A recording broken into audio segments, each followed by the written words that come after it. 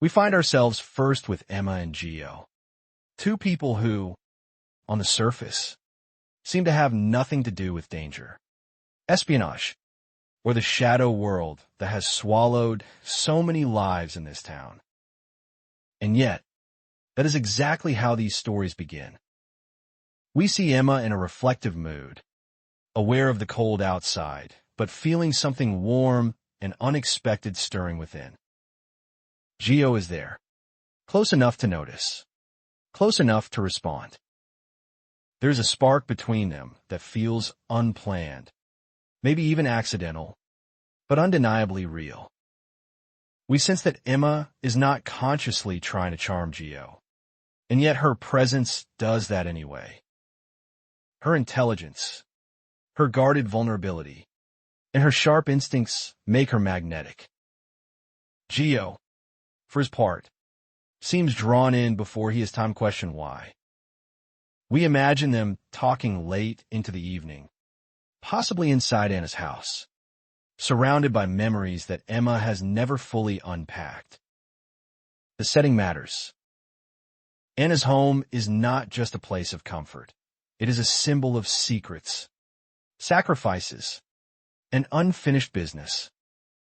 As Emma and Gio grow closer, the warmth between them likely deepens, and that closeness invites questions Emma has tried to avoid.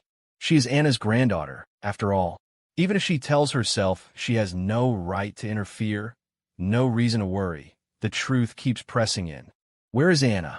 Why does no one have clear answers? Why does every explanation feel incomplete? We know that Gio has no formal connection to Anna's work and should not be pulled into that world. Still, emotions do not follow rules. Emma's concern for Anna's safety becomes impossible to ignore. She does not know where to start or who to trust. That uncertainty weighs on her, even as she tries to enjoy the moment with Gio.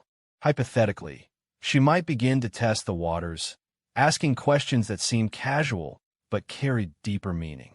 Yet the only name that keeps resurfacing in her mind is Brennan. Brennan is a problem even when he is not present. Emma may suspect he knows more than he admits, but she also senses that whatever information he holds could be incomplete or deliberately distorted.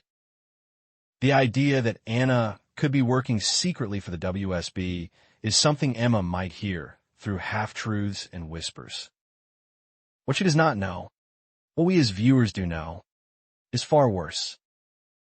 Anna is not operating freely. She's being held captive, trapped by Sidwell and his enforcer Pascal, cut off from everyone who loves her. That dramatic irony sharpens every scene. When Emma laughs with Gio, when she hesitates before asking another question, we feel the weight of what she cannot see.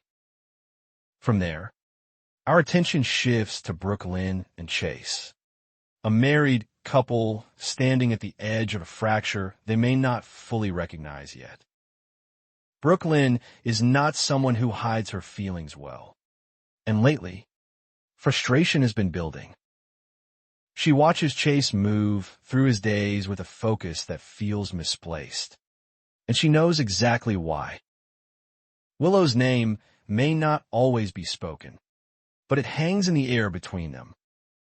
Willow is Chase's ex, and no matter how professional he tries to be, Brooklyn can sense that his judgment is compromised.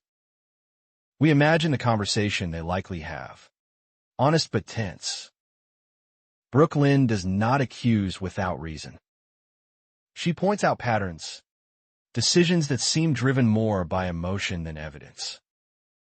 Chase may push back at first, insisting he is only doing his job, that he is being fair. But fairness is complicated when history is involved. Willow's legal troubles place Chase in an impossible position, and Brooklyn knows it. She may even suspect that Willow is using Chase, leaning on old trust to manipulate the situation. That possibility infuriates Brooklyn, not just because it threatens her marriage, but because it undermines the integrity Chase claims to uphold. Chase, to his credit, likely begins to see the truth. He may acknowledge that he has been overly invested. That lines have blurred. But recognition does not always lead to correction. Instead of stepping back, Chase appears ready to redirect his intensity elsewhere. According to growing speculation, Michael becomes his new focus. The idea that Michael could be a suspect gains traction, especially after Alexis introduces arguments that point in that direction. Chase seizes on this, perhaps too eagerly, seeing it as a way to reassert control and prove his objectivity. We sense that this choice is dangerous. Michael is deeply connected in Port Charles, and going after him is never a simple matter. Still, Chase presses on. What makes this even more volatile is the role of Dante.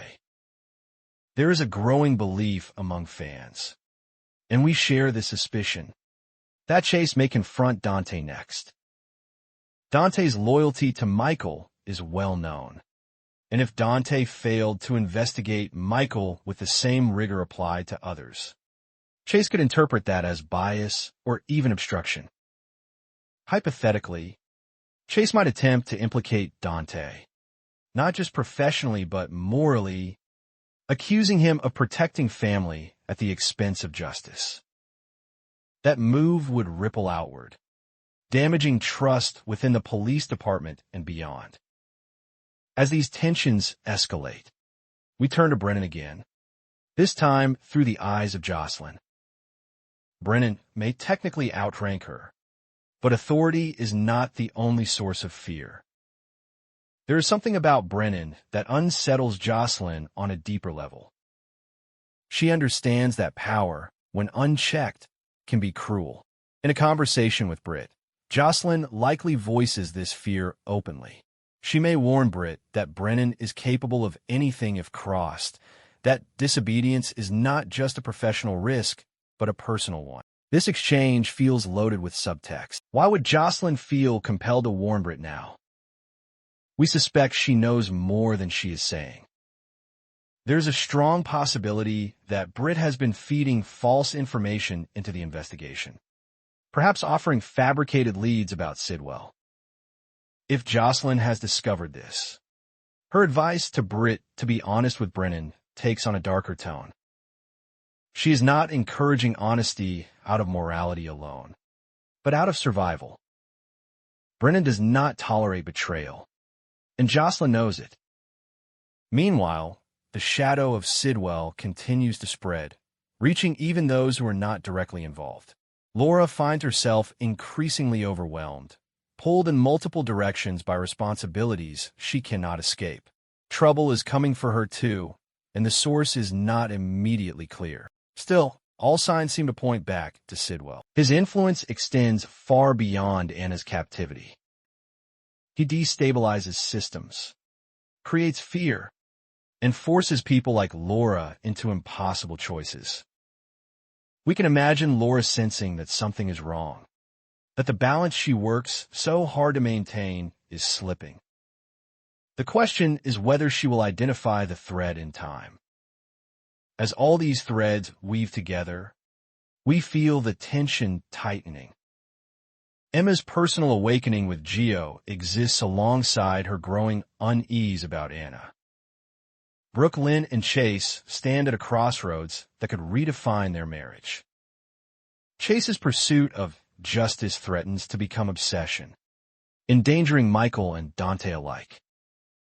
Jocelyn's warning to Britt hints at secrets that could explode without warning. Laura braces for a crisis she may not yet fully understand. We end this chapter of the story aware that nothing in Port Charles remains isolated for long. Each decision, each whispered conversation, feeds into a larger reckoning. Possibly, some characters will find clarity through confrontation. Likely, others will double down on mistakes that cost them dearly. Hypothetically, the truth about Anna's captivity will surface at the worst possible moment, forcing Emma, and everyone else to face consequences they never anticipated. As always, we are left watching the calm fracture, knowing the storm is already here, and that when it finally breaks, no one will emerge unchanged.